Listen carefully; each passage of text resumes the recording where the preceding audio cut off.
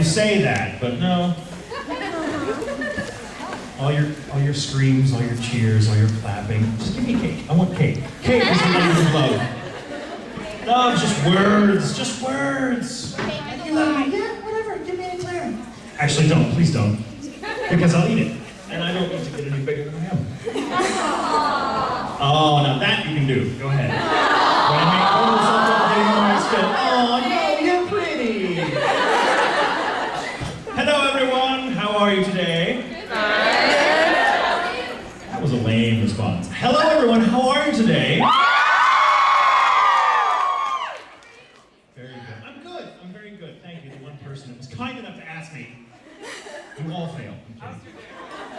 Oh, no, yeah, whatever. Yeah, no coattails riding here. You're like, oh, I was gonna say it. No, sorry. She got it first. You lose. Thank you, sweetheart. It was you're awesome. See, like the youngest kid in here, like, they raised them right. It matters. I'm doing wonderful. Thank you very much. I was just waiting for someone to ask me that question. It was all day brownie. Kidding, I'm busting your chops. I love all of you. I cannot believe you're all here. This room is filled out. Why the hell would you wait in line for me? I wouldn't.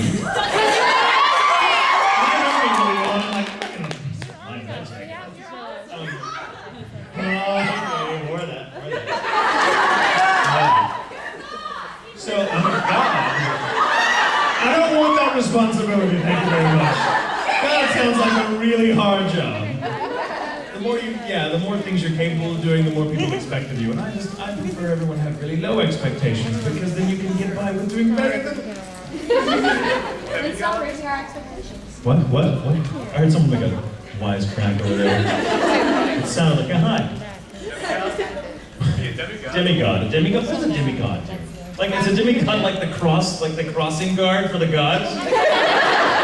He just like, stop. Thank you. That's what a demigod is to me. Like, a demigod is just the guy, like the really stupid god. They're like, well, we can't trust him with something important like storms, or like the weather, or gold. You will be the god of crosswalks. That's awesome, actually. I want to be the god of crosswalks. No, I don't. I hate children. I'd be like, no, you're good. Go. Should you be holding up the sign? No, just go. Just run. Go for it. Oh, maybe next time. So anyway, welcome everyone to the J. Michael Tatum. This is apparently the World Domination panel.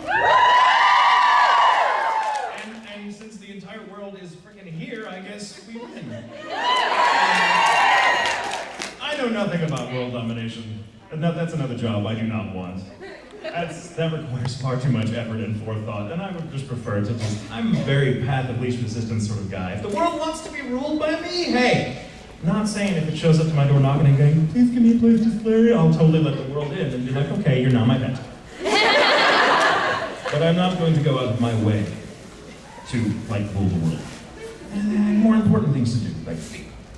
Or read, or eat ice cream. There's ice cream in this hotel.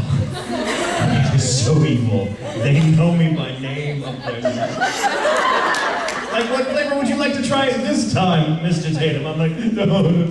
I'm going to start coming up there in disguise. Like a trench coat and glasses. I would like the Oreo explosion, please. Which, by the way, is a terrible name for an ice cream. Oreo explosion sounds like something that's going to happen in a little while. This is really good. Oh. Pardon me. Yeah, no, it's really amazing ice cream. And they have the canned apples, and you walk in there and you just totally buy everything with your eyes. And you get back to your room and you eat it, and then like you have like the foamy chocolate foam.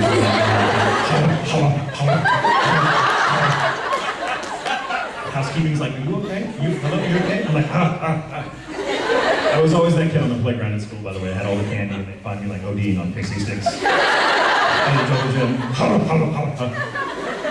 So, as I've already done for like the first 10 minutes, I can talk for freaking ever. So I'm just gonna take questions and like go with this, because this is kind of how I do this, a Q&A panel where I'm just like, everyone asks me questions. And the more random and nonsensical the question, the more fun they tend to be.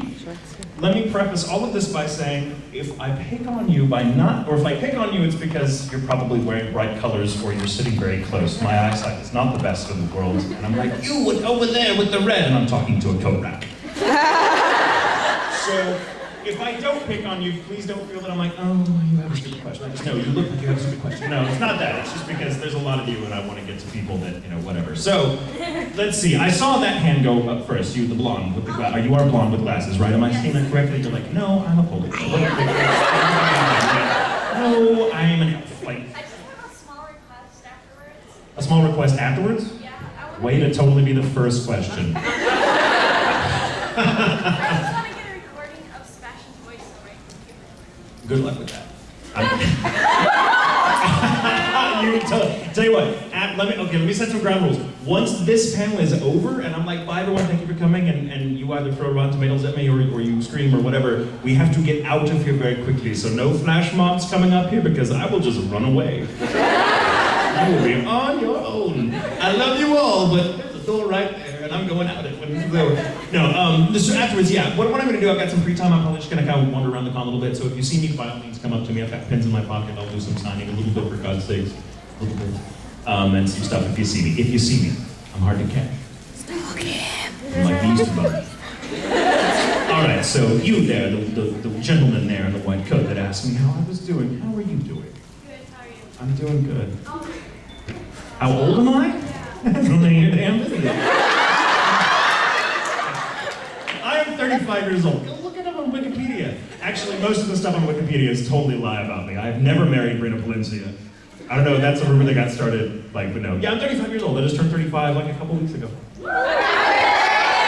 And, oh, thank you very much. At this point, it's like, it's more like the 6th anniversary of my 29th birthday. And let me tell you, this is a really surprising thing. Like, I always felt, when I was like your age, that being an adult would be obvious. Like, at some point, I'm gonna like have a birthday, and I'm gonna cross this very, very palatable threshold, and I'm gonna like, boom, I'm an adult now. Wow, I have responsibilities, I do this, whatever. Never happened. Never happened. It's just suddenly like, wow, I've been an adult for like 20 years. Clearly, anyone can get into this club. So yeah, it's never happened. I'm kind of waiting for that. It'll be 60 when I'm like, oh my god, I actually feel mature. It'll be the day before I die. Hopefully plummeting off a cliff at 80 years old in my Lamborghini. I feel really mature! All right, let's see this other room. I see a question over there. You've got the camera there in the second row. Have you ever Googled yourself? Now, that's not a euphemism nested in there, right? The answer would probably be yes to that, whatever that means. I have Googled myself, like in the normal vernacular. I have Googled myself. I have other people Google me and show me what they find, and I'm like, oh, that's wonderful, and I love what comes up. It's always surprising. It's like a new game every time. I'm like, why do leopards come up when you Google J. Michael Tatum? I don't understand that. Yes, I Google myself like on average at least once a month to see like what new crazy information I can find about myself, and I'm like, wow, I didn't know I was born in 1876. I did not know I took part in the Spanish-American War. Like, that's amazing. Apparently I helped dig the Panama Canal. Wow, I really should pay closer attention to what I do. Yeah, it's funny. Google, again, computers, I don't trust them. They lie. It's sad. Google makes me out to be far more interesting than I actually am. Like, apparently I'm married to Brina Palencia. That would be really cool. Actually, no, it wouldn't be. No, I love Brina, but she would ride my butt every day. She'd be like, you're lazy, get up. She'd kick me away. No, come on. Because how many of you have seen like things like Spice and Wolf or, well, Black Butler? Everyone's seen Black Butler, I assume. That's really how we act with each other. That we're method actors, apparently. It's carried over into our real life. She usually plays horrible pranks on me, abuses me, catcalls me. She's broken into my house before, rearranged my furniture. True story, by the way, happened. She continues to berate and prank me all the time, and I'm terrible at pranking her back, so I lose, and now she just does it to make me feel stupid. She's like, I know I pranked you again and again and again, but you make it so easy. I'm like, just stop! I thought you loved me! I do, honey. Brina's love hurts. How did I get off on that subject?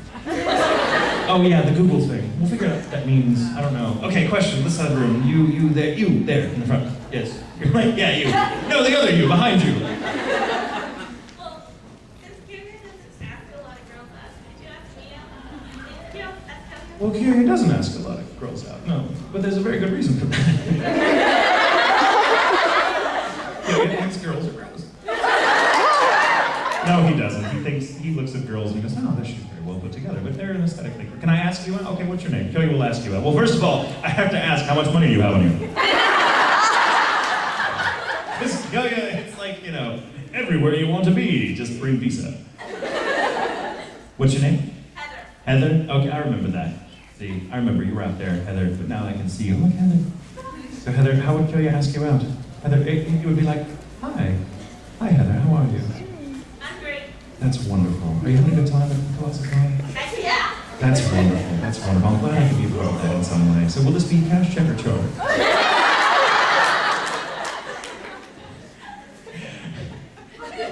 Would you go out with me sometime? Of course. Sucker.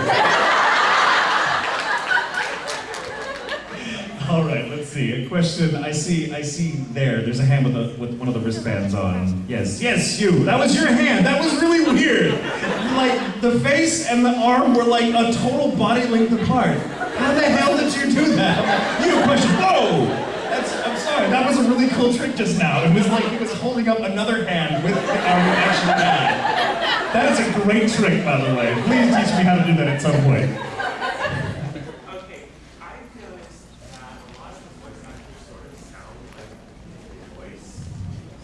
Don't imagine that. I know, and there is nothing more amazing or gratifying than seeing how incredibly disappointed fans are. They're like, oh my God, you played God in a Row, and I'm like, yes, it's so nice to meet you. Like, whoa, wait, maybe I have the wrong person. Yeah, no, I don't, but it's called acting. And I have really weird vocal cords that allow me, I have a crazy octave range, so I can go really, really low, and I can go really, really high and shrill, and just about everything in between. The price is high, because as I get older, I lose that range, just as anybody does.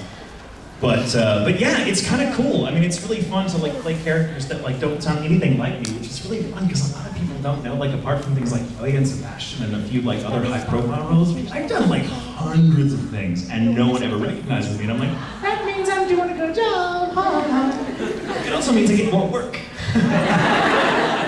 Because they're like, oh, well, Tatum can do anything, let's bring him in. I mean, there are many things I can't do. I have many limitations, but there are certain things I do very well that people are like, wow, where do you get that voice? My own mother, not once in the almost decade I've been doing this for a living has been able to pick me up.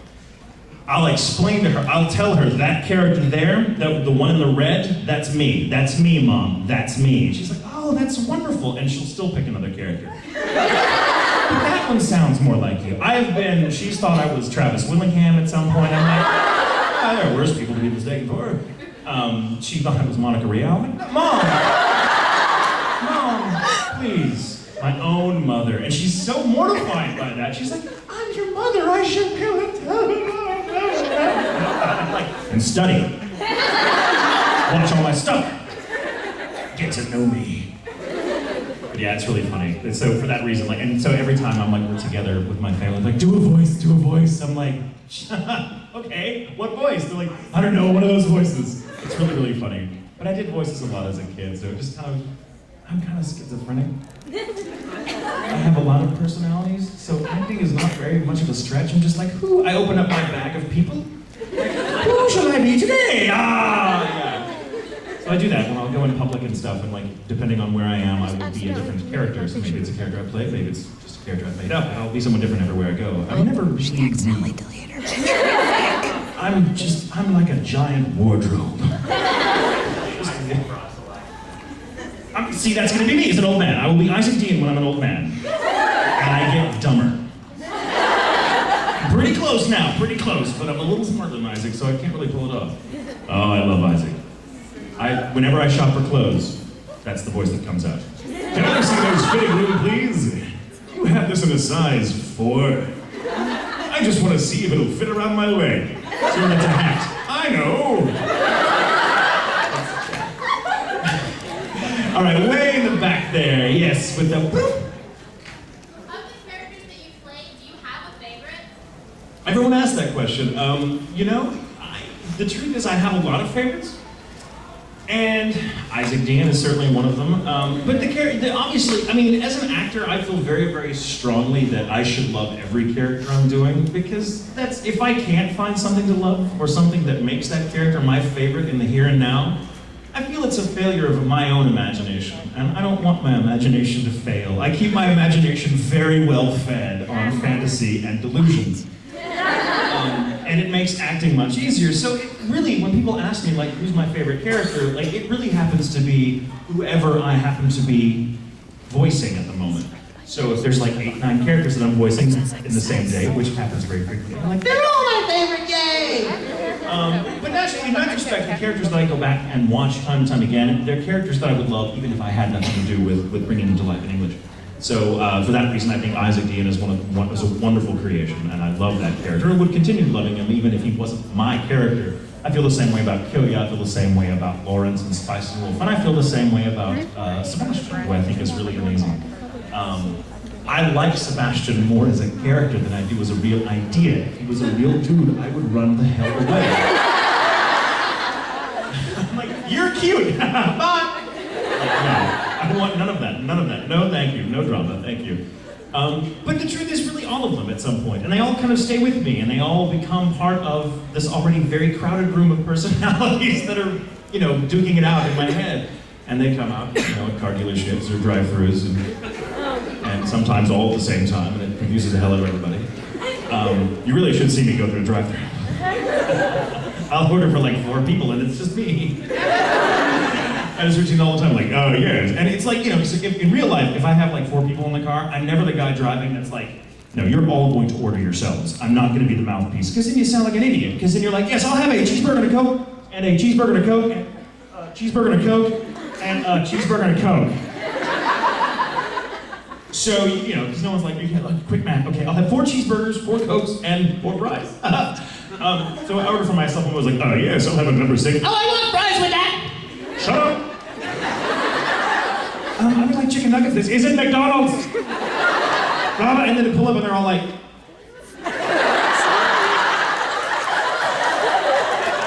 I'm like, it's a long story. Is it can I catch up? Thank you, thank you. Bye, bye, bye, bye! And I order multiple meals because I figure, hey, they're gonna get one of them, right? They play fast and loose in the drive-thru, especially when you do voices that like, just give him whatever the hell will make him go away. Extra straws? Fine. Does he want one of our hats? Give him one of our hats. Get him the hell out of line. How did that happen? How did that happen? What was the question? Did I answer your question, by the way? She's not even paying attention anymore, I must have. Let's see, you there in the back with the bright light in front of you, are you trying to hypnotize me with something? Are you like, come toward the night? Because I'm like, I'm very easy to hypnotize, I'm like, okay. Anyway, what's the funniest thing that's happened to you or that you've done while being a voice actor? Funniest thing I've done or that's happened to me, that's a lot of stuff. Switchboard on his board. Okay, this is an Isaac Dean story. The man with super stretchy arms is like, and it does. They look like they're on either side of the aisle when he does that. It's really incredible. You're like a floodgate. Okay, so Isaac Dean was one of the first characters I ever had the chance to portray in some of the newer studios that Funimation had built when they changed locations about 4 years ago or so. And before that, every character I had voiced was in what we call whisper rooms, which are these makeshift studios. They're very lovely, they get the job done, but they're very tiny. They're essentially boxes that barely fit people mine or Travis Willingham's size. Forget about getting more than one of us in there at a time, because it's like, hi. Oh, I hope one of us showered. But they're very small, and the window in those booths tend to be just like in the door, and so you can't really see out, they can't see in unless when you're on mic, because the mic's over here, the window's over here. So it has this wonderful sense of privacy, and so I tend to be very animated. When no pun intended, I tend to be very, very lively, and because I tend to use my body a lot to get the voices. I mean, when you do really crazy voices like that, you just can't help it. Certain things have to sound like your body's moving a certain way, or it sounds really flat on the screen. Again, no pun intended. So, Isaac was the first character of any depth, or any length, I should say, that I got to voice in these studios that were like, here's the mic, here's this giant wall of glass, and on the other side, the director and the recording engineer can see everything you do. And for some reason, when voicing Isaac, I mean, it's obvious, I kind of imitate what's going on in the animation, but to like the ninth power. So I'm like, and I would just take these crazy gestures. And when we're done with the take, I would tend to freeze in position to sort of stay where I needed to be in case we had to come back in and get another line for a second try. It was just a way to keep it moving. And so I'd just be like, or something all the time, or like hugging myself. And this happened very frequently, where Tyler Walker, the show's director, and Corey Charlotte, the recording engineer, would be out there like, let's do this, and we can just take blah, blah, blah, blah, blah, blah, blah, blah. The cowboy always keeps his guns right here. And I'd stay like this. And there'd be silence. And I'm waiting for them to fit it to see if it works, and we need to get a take, and I'm like, hearing crickets. And so I'll kind of break, pose, and look, and to just see Tyler and Corey just staring at me. What the hell is that? I'm like, it's the character. Leave me alone. And one time, for some reason, and I didn't know why, Isaac was being very energetic, and so I was like reading, I was moving, like, you have to picture the mic being right here in front of me, right? But I was doing this. Which Corey, the mix engineer, hated because I'm like, stay on mic, for God's sakes, are you giving dancing lessons in there? I'm sorry. So it became sort of this, which looked even stupider. And this is fine, this goes on for weeks, right? And Tyler kept like threatening to film me doing Isaac in the booth. Well, that sounds really horrible.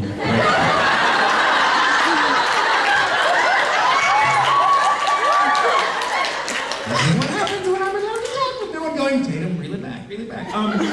He would threaten to like film this and put this on YouTube. I'm like, please don't.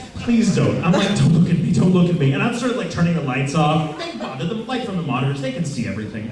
So when I want to strip down and do it naked, they're like, ha ha ha. I'm like, no, don't laugh. Anyway, so we did this one thing and I started doing this. And Corey, I had like, he and Tyler are out in the booth holding each other, crying. They're laughing so hard, watching me do. And then when we're done, and Tyler's like, oh my God, what? I have never seen anyone in the world do what the hell?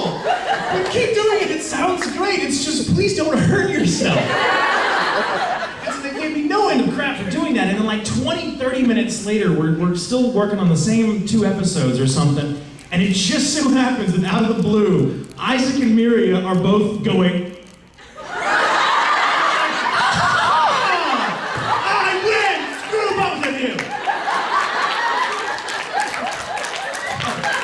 I know this character! I'm like, thank God. And Tyler's like, no, I think you're moving so much it's infecting the animation. It's resonating into the ether and going back in time and inspiring the original animators to make Isaac look like more of an ass. That is how much of an ass you look like. But that wasn't the funniest thing that's ever happened. No, that was probably the funny. I've passed out in the booth before, having to scream really at the top of my lungs for, I know, right? Everyone's like, oh, mommy, whatever, they laugh at you up there. They're like, welcome to the club. Here, they give you like a card, and you click it, and you get 10 of those, you get like a free session. But yeah, I passed out for the first time, screaming, like doing a really crazy, like 9-second long. Now 9 seconds may not seem like a lot of time, but try just going, rah! For 9 seconds at the top of your voice, like your guts like, and your throat's just red and raw, and there's things coming out of you. And you're clenching your fists going, I'm gonna make it. Was that 9 seconds? That was 2. God! And finally we did it, and I got to like 9.5, because I needed to give just a little bit they could clip off. And it was 9 seconds, like, ah! And I'm like, but I didn't really pass out all the way. Like I went, like my vision goes, and then it goes, and I'm falling. And I'm falling on my butt, and I'm like, oh, okay, ow, that hurts. And Mike McFarlane just kind of leans in, You alright? I don't know. Welcome to the club. Just need 9 more of those to get a free weekend. Anyway, so yeah, that was, oh, many funny things happened in the booth. Many funny things. I can tell one more funny story about what happened in the booth, because this is really good one. Those of you that are fans of Black Butler will really like this, even though this is kind of an adult story. But again, with the movement stuff, this gets me in trouble all the time. There's a scene in Black Butler where Sebastian is... No, it's not the corset scene. It's not the corset scene. I didn't have to do anything with the corset scene. It's in the animation. I'm like, and they're just tying my shoes. You know, but I mean, there's a scene when he is chatting, shall we say, with a nun who is, as it so happens, not a very good nun. Kind of didn't really read everything she's supposed to do or not do. And Ian Sinclair, my dear friend, Bard, and also the show's director, was like, you know, we get this take when he's stripping a nun, all right? He's stripping a nun. Never do that in real life. It's a bad idea. And Ian is like, well, that's a good read, the line he's saying, but it's missing something. And Ian is a very stage director style, and he's like, it needs movement. And I'm like, you need it means more movement, because I'm already giving this microphone everything. It's like, you need to give it more. You need to take it out to dinner. You need to tell it looks pretty. And so we do this, and I'm like, okay, just let's do this. And again, it was in a whisper room that day, so that I felt very comfortable, not very vulnerable, because they can't see me, except this little window that's right here. And so we come back into the line, and I'm stripping the imaginary nun in the booth. And I hear laughter, but it's off mic laughter. Like I should be hearing ha ha ha ha ha from Ian, instead I hear ha ha ha ha. And I look and his face is right there. And he's like, you actually did it, you are a perverted son of a bitch. You told me to do it, I hate you.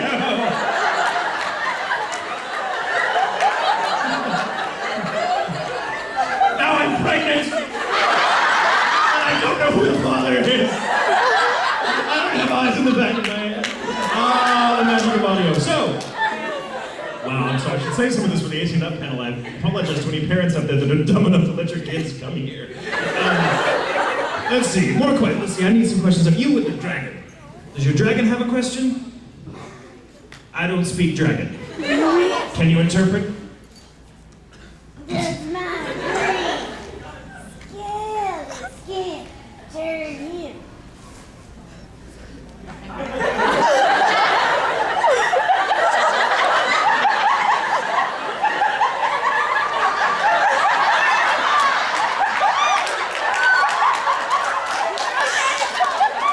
I'm so turned on by this right now. This is really, wow, you're amazing. This is really, is that like a little lei you use on your skin? I'm expecting like an alligator bag, but you are just, oh, my hands are ticklish.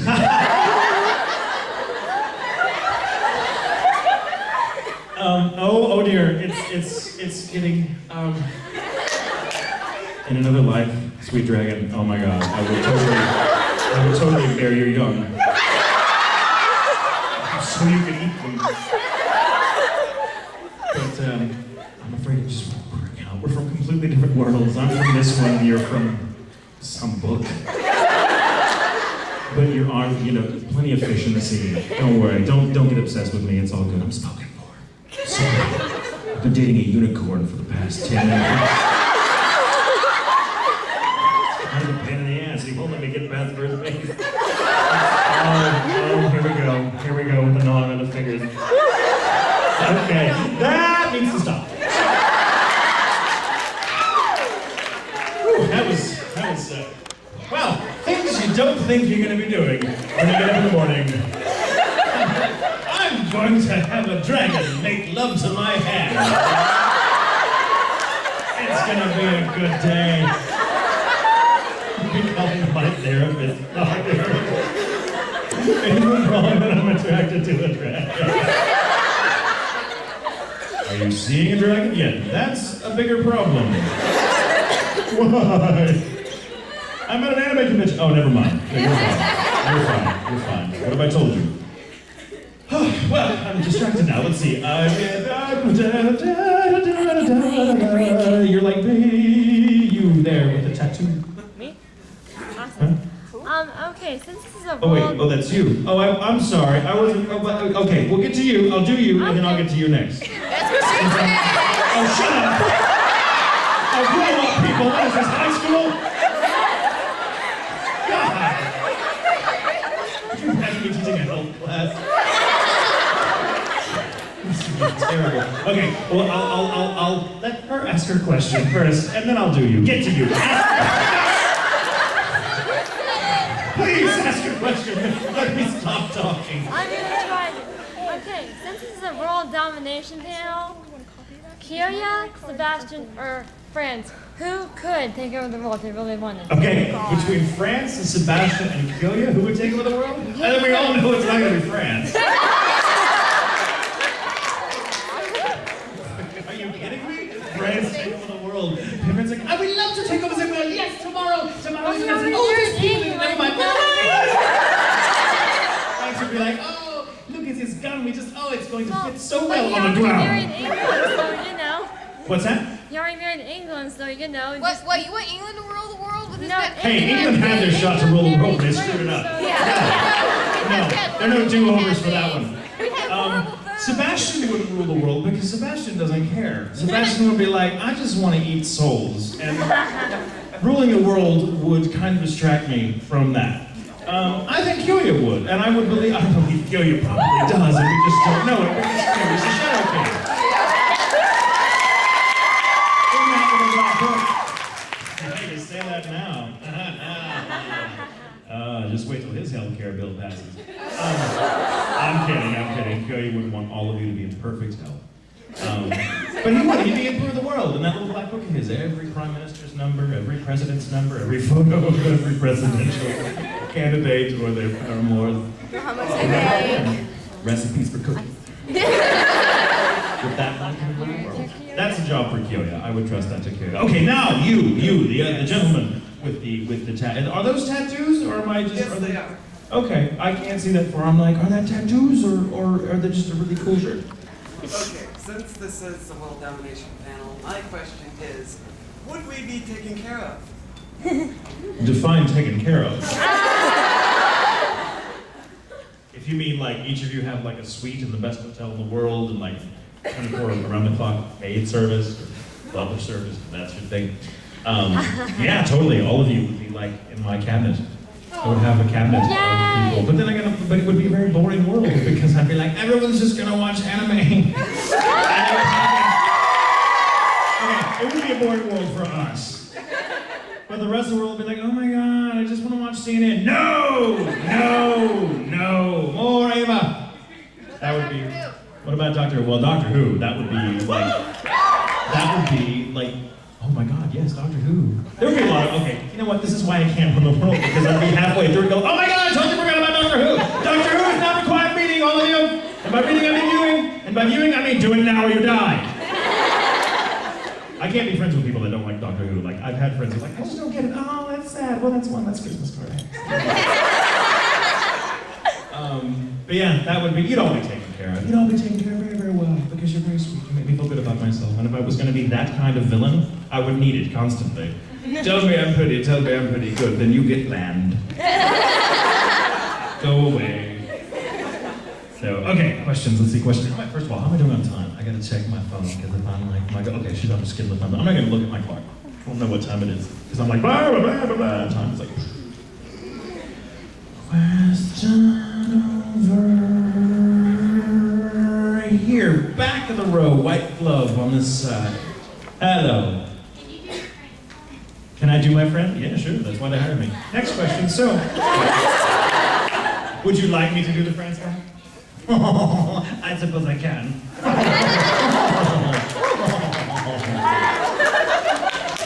One day when I go to Paris, I'm gonna get punched in the face.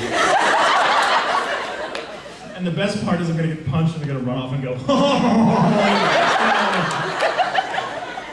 That laugh, true story, that laugh, which I love by the way, is called the rape laugh. It's called the rape laugh. I'm like, I don't think France that much initiative. But, you know, whatever. I don't see fans. No, never mind. No, I'm gonna go a different direction with this. This is not late enough at night.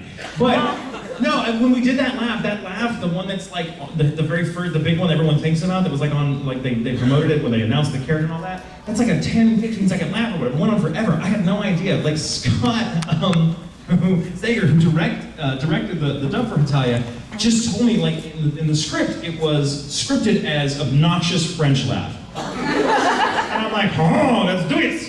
And we did it, and he's like, I just want to see how long you can take this. It's like, it's gonna be the challenge, it should go on. So that laugh is me thinking we're not actually recording it. That's just me messing with Scott. So I did the worst French laugh I could imagine, and kept doing it because they kept recording it. And I'm like, ho, ho, ho, ho, ho, ho, ho. And I'm looking out the window, like, looking at it, like, ho, ho, ho, ho, ho, ho. And they record it, he's like, perfect, got it. I'm like, that was a take? That was a take? That was a take?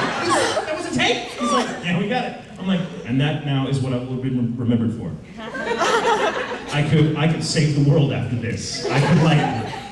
I could become Jane Goodall and go and, like, you know, live among the apes, or turn into a butterfly and fly away in the middle of 5-hour rush hour traffic. And what I will be remembered for, above all of that, is the fact that I did the rape laugh. And my grave will not be an eternal flame like you see in front of, you know, heads of state. It will be a little voice box going, which is kind of cool because I imagine other people, like, there to, like, grieve their loved ones going, what the hell was that going? What the hell? It's okay. It's either that or my grave's gonna have the words chiseled on it. What are you looking at? That's, maybe I can get away with both. Okay, so, was that even a question? Did you ask that? Okay, the French clap. Okay. See, I lose track of the question. This is what happens to me. I'm like, why do you people keep giving me a microphone? Okay, so to the back, I see you waving an outfit. Your cosplay. What's your favorite type of shoes? My favorite type of shoes? I don't think a lot about shoes. I'm not a big shoe person. Would you like to know why? Yes, please. True story. I have no feeling in either of my feet.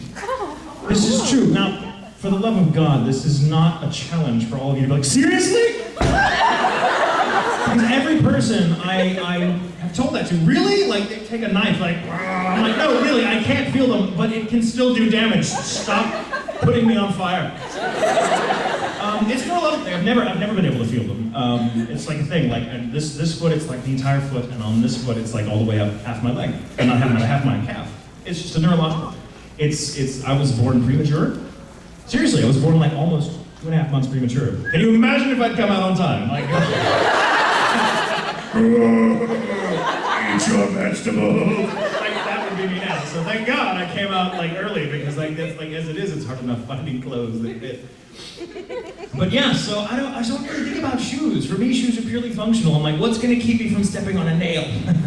So I don't really have a favorite kind of shoes. You know what? I'm lying to you about that. The feet thing is true, but I did recently buy a really kick-ass pair of pirate boots. I know, right? They come like all the way up here, and they have like this total flare side on them, like a truck, and there's like buckles that look like silver. Well, they're not real silver, but they're like silver, like painted, like skull and crossbones. And they sound really great when I'm walking across the floor of my house. It's all wood. It's like ka-kunk, ka-kunk, ka-kunk, and I'm like, yeah. A couple of salesmen come to my door and they hear that, they just go running. I don't even go open the door. Awesome. So I've really fallen in love with those pirate boots. I'll have to wear them at a convention sometime. So, thank you. What a strange question. Why, were you going to give me shoes or something? I'm so sorry. No, I think about it sometimes because I own every other type of pair of shoes that I've worn every type of pair of shoes, and like my favorite thing is no shoes. I hate shoes. I hate wearing them. And yet you have dozens of pairs. Because they always have a really weird opinion on it, and that is the most fascinating thing I've ever heard from Yeah, I just don't care about shoes. I can't wear sandals. That's why I can't wear sandals, because my feet are hideous. They are. They're like kind of deformed and gross looking. The shoes of feet that time forgot. They look like turtles. I don't know why I tell you people that. Please don't share that with anybody. I feel like we have gotten to know each other, but that's just for you guys and for the many thousands of people on YouTube. Thank you. This side of the room, I see the doctor with Fez. Hello, doctor. How are you? You're an awesome doctor, by the way. I mean, you look great, but you're currently the person playing you in the actual television show is probably one of my favorite doctors of all time. Oh, well, that's actually me. Is that actually you? Yeah, I am so humbled that you actually come to this convention just to see me. Matt Smith. Wow, wow. Can I get your phone number? I'm kidding.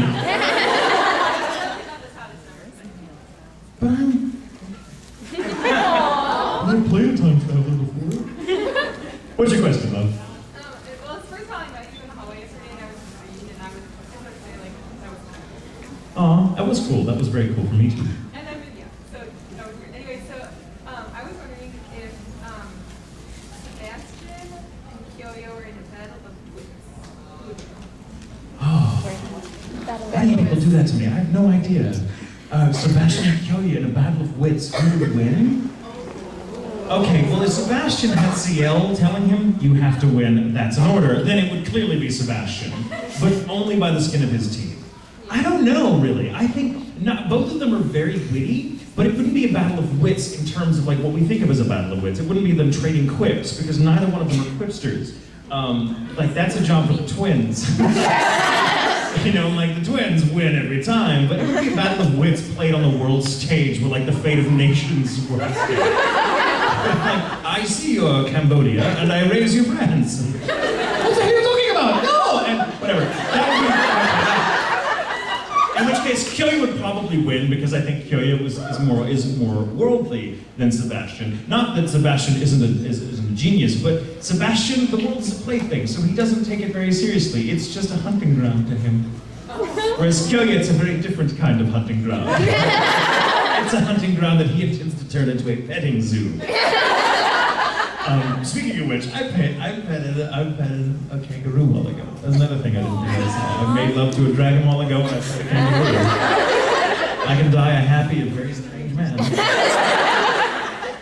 But that's a good question. Battle of wits between Kyo-Yo and Sebastian. I think Kyo-Yo would probably win, because Kyo-Yo would study up about demons. And let's face it, Sebastian may think he knows everything about humans, but he would never get to the bottom of what makes Kyo-Yo tick. Kyo-Yo would always be able to surprise him. But again, it'd be a close draw. They'd end up friends. I think Kyo-Yo would end up tricking Sebastian into being his butler. Boy, that'd be a pain in the ass to get that serious. Tatum, we need you again. Oh, playing both characters. No, I can't. I love that. I love that. Okay, this side of the room. You with the pink hair.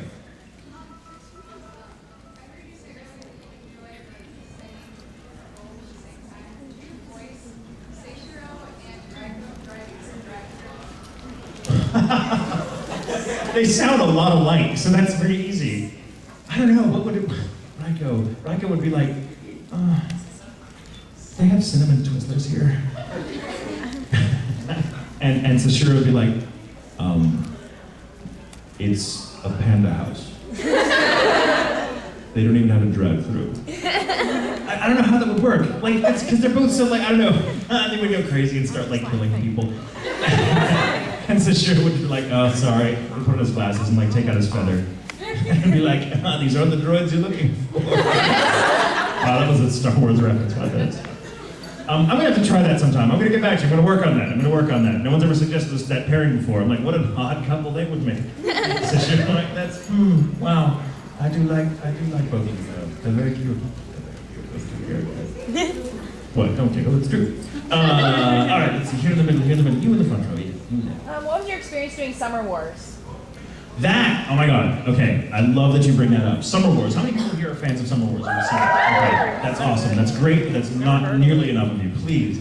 Those of you that have not seen Summer Wars or have heard of it, it is a feature-length animated film, and it is, I could spend all day describing how wonderful it is. It is, and I would say this regardless if I had anything to do with the project or not, but it is probably one of the finest animated films I have ever seen. It is one of the finest films of any type of genre that I've ever seen. It is wonderfully gorgeous and incredibly, heartbreakingly relevant to life now.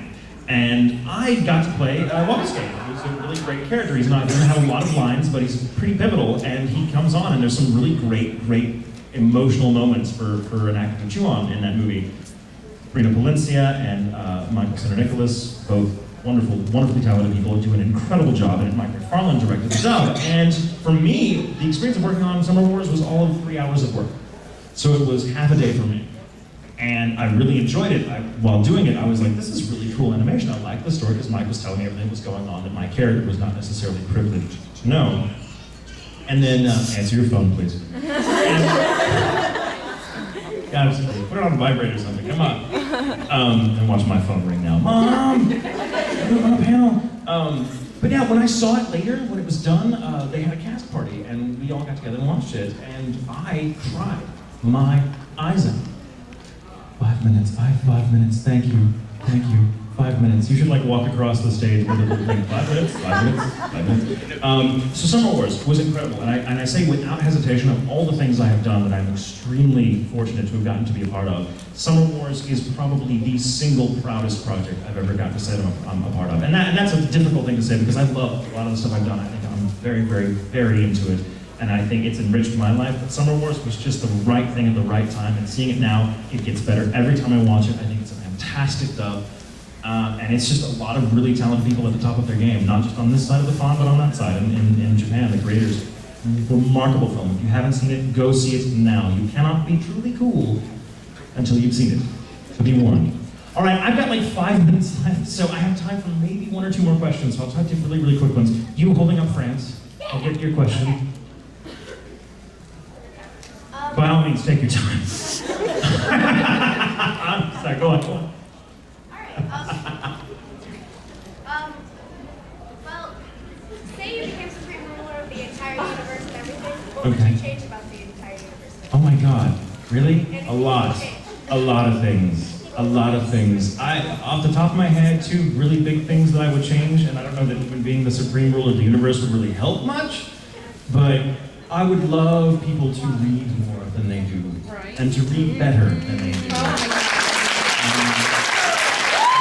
do everything I could to promote literacy, because as I said earlier, imagination is key to growing up, which sounds really amazingly weird, because a lot of people will tell you, let go of your imagination, and that's what it means to be an adult. BS. Convert that formula.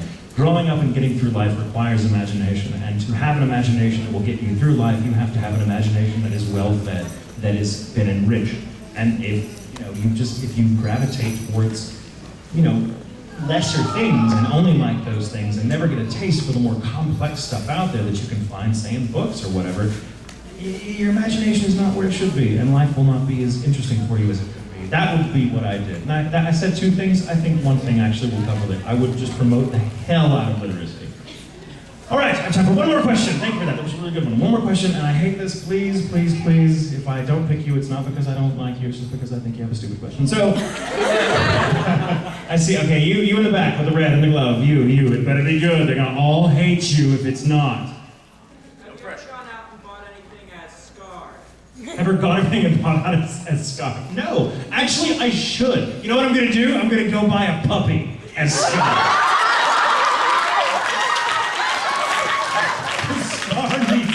Scar meets a puppy. Can you imagine him just like sitting at the glass, watching a little Dalmatian play, brooding over it? And someone comes up to him, can I help you, sir? No, I'm just looking. Actually, how old is that one? 4 weeks. Oh, he's kind of cute. Scar wouldn't buy anything, you just break the glass, steal the puppy, get the hell out of there. That was always my dream for Scar. Once everything settled down in life and he got everything he wanted and he kind of came to that wonderful revelation about who he really was and where he wanted to go with his life, that he would settle down and open a pet store. That'd be awesome. Everyone would buy anything like, do you like that? Buy it, buy it, buy it, buy it. Okay. I didn't even think I was a snake person, but I'm a snake person. Every animal would find a home if Scar was their champion. So anyway, thank you so much for that. All of you, thank you so much for coming. You've been wonderful. You've been wonderfully great. It's so perfectly good hour listening to Ren and Ray. Again, kindly do not rush the stage. Kindly don't even come up here because we need to clear out for the next people coming in. Thank you all for being polite. But again, if you see me wandering around, and you shall, feel free to stop me, give hugs,